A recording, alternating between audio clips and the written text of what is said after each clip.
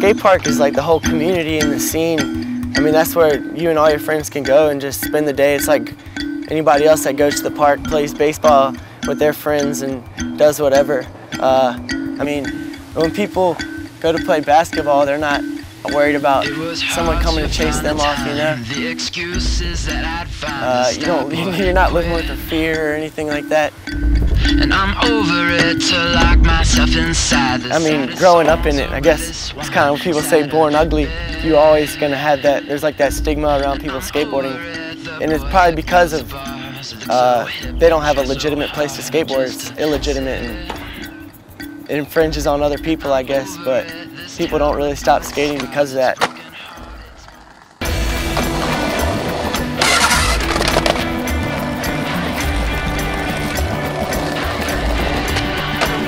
I go to VCU. I'm a mechanical engineering student, senior, and I should be graduating in the next couple of weeks if nothing goes horribly wrong.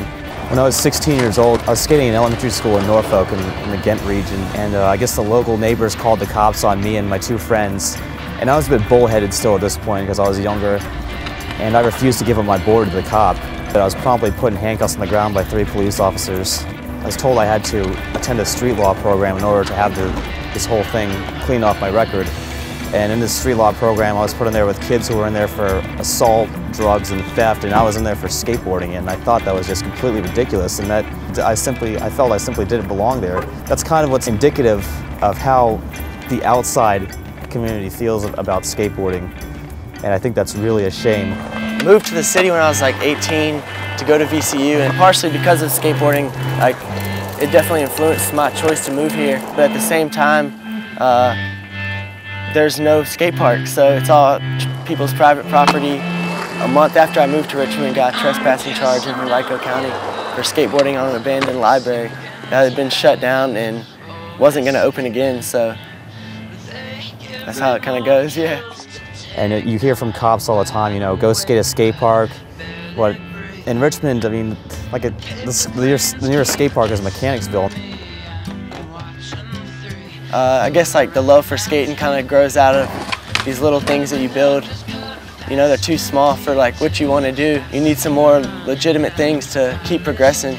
Well, skate park, I believe, can be a vital part to the skateboarding community.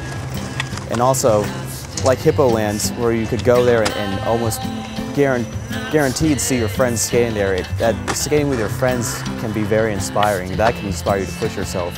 I think with a skate park, it will definitely change people's perception about skateboarders.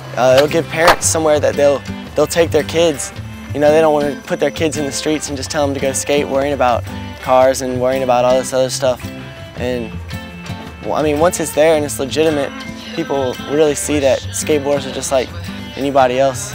They don't want to really be in the streets all the time, like getting hassled and worry about it, but they don't have much of an option most of the time, so it's kind of like what they're forced to do. I mean, we don't really have anywhere to go.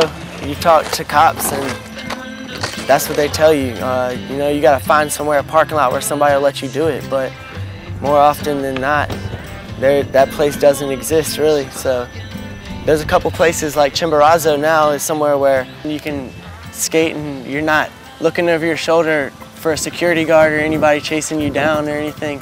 Because in the past, a lot of things existed where you might be allowed to skate in a parking lot, so you and your friends will like take your ramp up to the parking lot and skate that for as long as you can and everything, but eventually all those things kind of fall through, so there's a need for something that's permanent where people will always be able to go. I personally believe that a skate park can provide a positive influence in a breeding ground for positive activity. They built all these community gardens. I've seen a lot more people and a lot more like community activity all together, so it only seems fitting that it would come at a time when the skateboard park could also come here.